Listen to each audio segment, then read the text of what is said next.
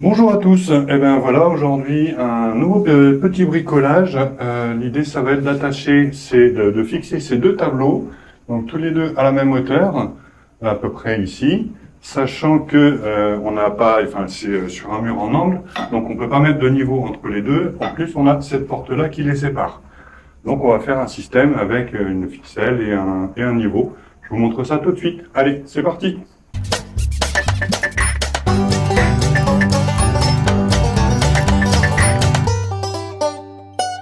Tout d'abord, les tableaux que je vais accrocher ici sont des formats A5, donc 16 cm par 20 de large par 22 cm de haut. Et c'est une réalisation d'une artiste de la région Île-de-France qui s'appelle Cabaye HS. Je vous en parle un petit peu plus précisément à la fin de cette vidéo. Alors restez bien jusqu'à la fin et puis on y va. Alors, voilà, l'idée, ça va être maintenant d'attacher ces deux tableaux, de fixer ces deux tableaux. Donc, on va commencer par fixer celui-là. Donc, on va le fixer à ce niveau-là. Et on va partir de cette fixation-là pour mettre l'autre au même niveau. Donc là, on va faire le premier trou ici pour celui-là. Hop, je vais aller poser le tableau à côté. Donc là, on va fixer ce tableau avec une vis et cheville, hein, parce que là, c'est des murs en briques. Donc on va mettre vis et cheville. Donc là, c'est du 6 que j'ai choisi. Les tableaux sont très légers. Il y a peu de force qui va s'exercer dessus. Enfin, peu, c'est même quasiment rien. Hein. Hop. Voilà, donc petite mèche à béton de 6. Parce que ça reste quand même de la brique. Hop. Donc on va y aller avec la percussion, mais en douceur. Là on est sur, on va mettre un couple, on va laisser le couple à 2. Alors le couple permet de choisir la force de rotation. Là, je choisis 2 parce que je fais du perçage. Donc, je vais favoriser la vitesse par rapport à la force.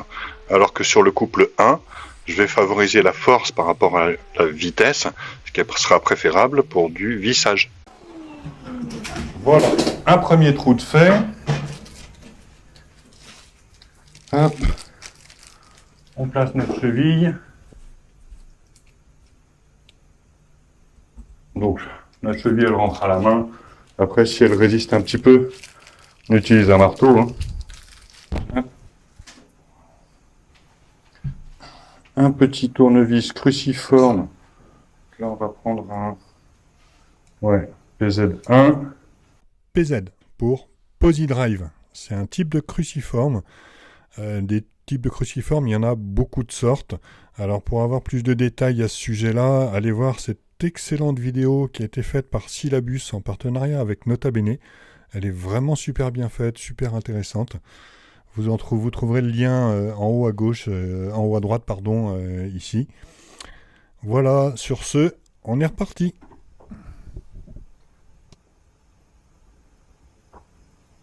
Tac. Premier est placé.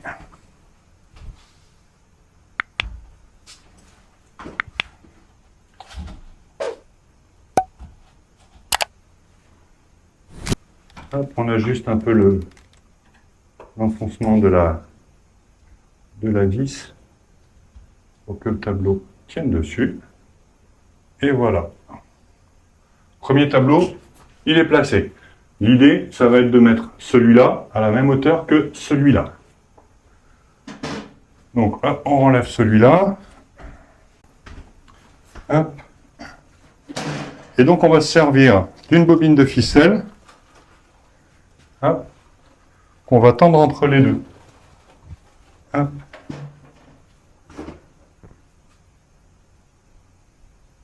Un petit nœud, tout ce qu'il y a de plus simple. Hein.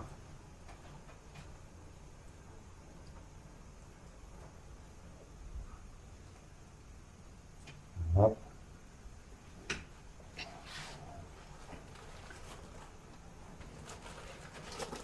Sur cette ficelle, donc sur la ficelle, je vais prendre beaucoup de marge avant de couper.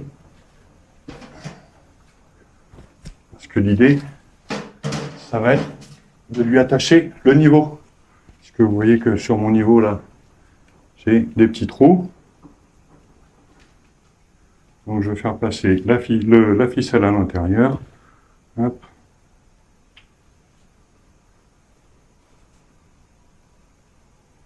Tac.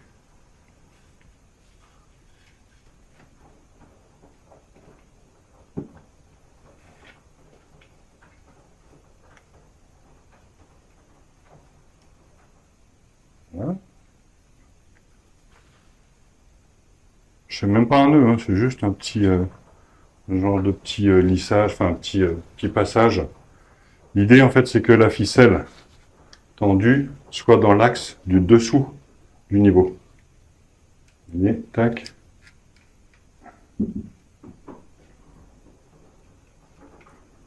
Là je suis bien. Donc là vous voyez, mon niveau il est suspendu à la ficelle. Et l'idée, ce sera qu'ils viennent se placer à ce niveau-là. Là, la ficelle est légèrement courbée puisqu'elle elle est courbée par le poids du niveau. Donc je la remonte pour essayer d'avoir une horizontale la plus parfaite. Hop. Alors, on va essayer de le mettre à peu près au même endroit, ici. Tac. Et là, je vois que faut que je monte, que je descende un petit peu. Voilà.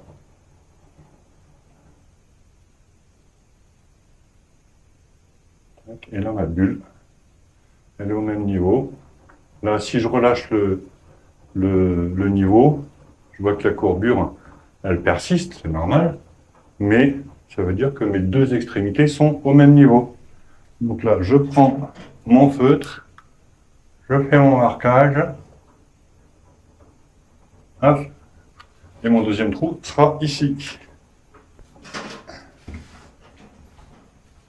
L'aspirateur. Alors ici, comme pour le premier tableau, j'utilise une cheville de 6 à expansion qui s'ouvre en deux à l'intérieur de la brique, comme on peut le voir sur le schéma. C'est une cheville qui est adaptée pour ce type de charge, hein. C'est très léger. Et voilà. Ça c'est fait.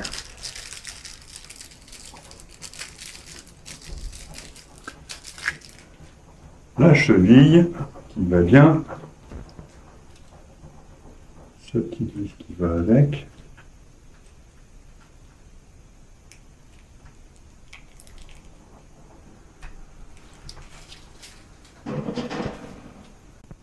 Ça va pas.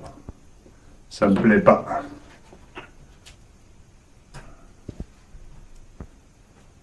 Ouais, la mèche de 6, visiblement, la mèche de 6, elle n'était pas adaptée.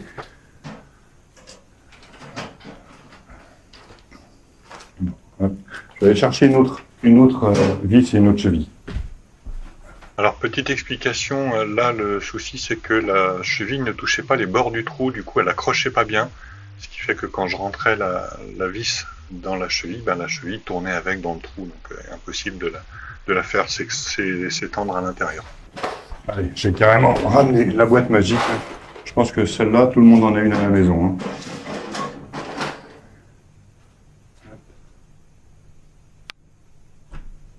On envoie une vis un tout petit peu plus longue et un petit peu plus large aussi. Parce que l'autre, elle n'était pas assez large et du coup, la cheville ne s'ouvrait pas bien à l'intérieur. Et là, je crois que j'ai le même problème. C'est quoi que c'est pas sûr.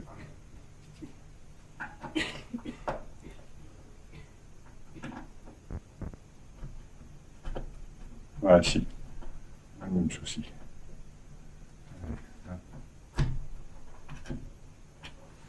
Allez. On va laisser tomber. On va passer sur du modèle fiable. On va passer sur la taille au-dessus. Sur du 8.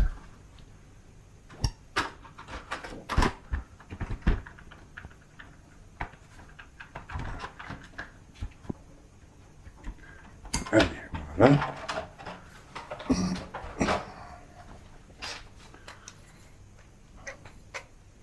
Voilà, je sais qu'en 8, c'est des chevilles avec lesquelles j'ai l'habitude de travailler, qui sont très bien. On va passer là-dessus, on sera tranquille. Alors là, on passe sur une cheville à expansion toujours, mais qui s'expanse par son milieu, comme on le voit sur la petite image. Elle est plus adaptée pour la brique. Là, elle est surdimensionnée pour des tableaux, mais bon. Voilà. Hop.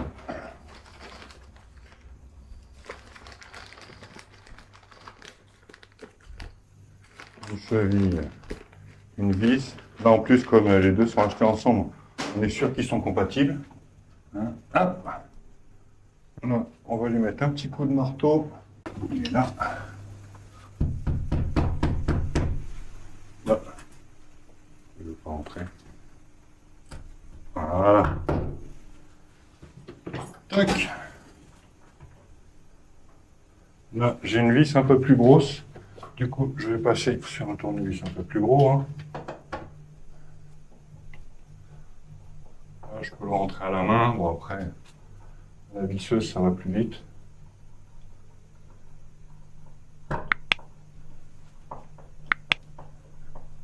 Tac.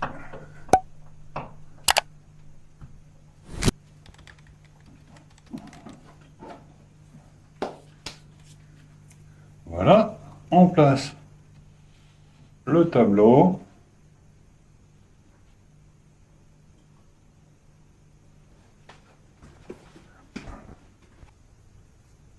On enlève la ficelle qui servait pour le niveau.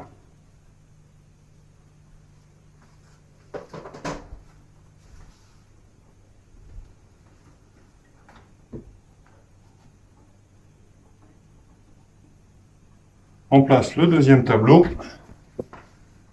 Et voilà. Donc nos deux tableaux sont au même niveau. Donc là, avec la perspective, pour vous, forcément, c'est pas super clair. Mais voilà, moi quand je regarde, les deux tableaux sont au même niveau. Je vais même prendre la mesure. Hop, le mètre, il est là.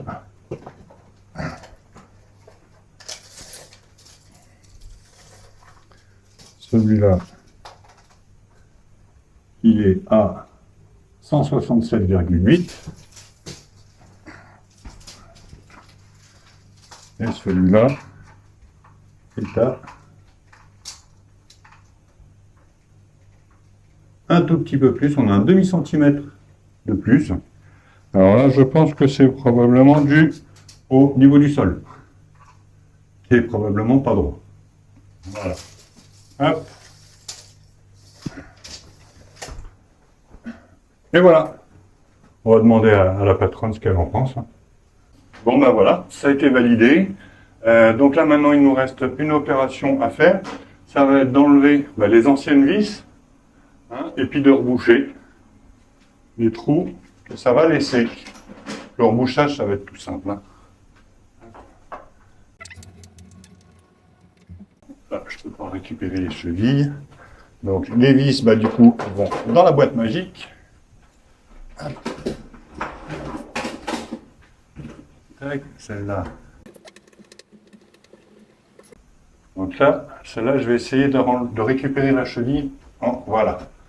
Vous voyez, j'enfonce à peine la vis dedans, comme ça elle est accrochée dedans, et je tire. Et là, voilà, petit à petit, je récupère la cheville, qui n'était pas forcément très déployée dans le trou, hein, comme vous pouvez le voir. Bon, ça, je pense que ce sera plus réutilisable, ça c'est poubelle. Hop, enduit de rebouchage du tout près, en tube. Là, vu la taille des trous, c'est quelque chose, je vais l'appliquer directement à la main. Je vais humidifier un petit peu l'intérieur quand même avec une éponge. Et puis je l'envoie, je l'applique directement au doigt. Hein.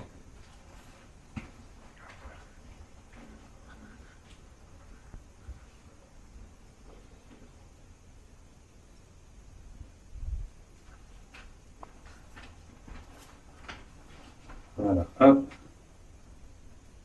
Un peu l'intérieur. Attention que ça ne dégouline pas trop sur le mur. Voilà, nickel. Pareil de ce côté-là.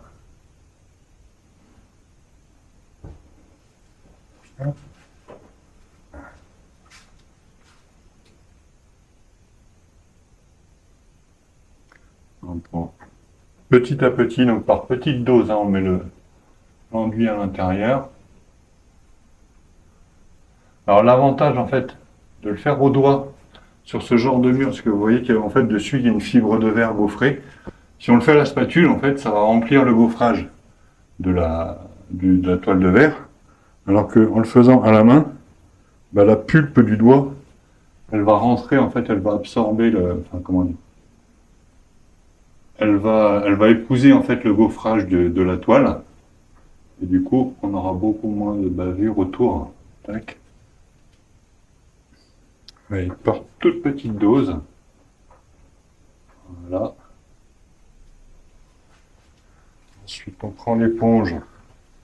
Tac, je mouille bien mon doigt pour pouvoir lisser correctement. Voilà. Mettons autour. On va laisser sécher ça. Il faudra sûrement refaire peut-être un autre passage et un petit ponçage éventuellement. Il faudra voir après comment ça réagit au séchage. Et on fait le deuxième.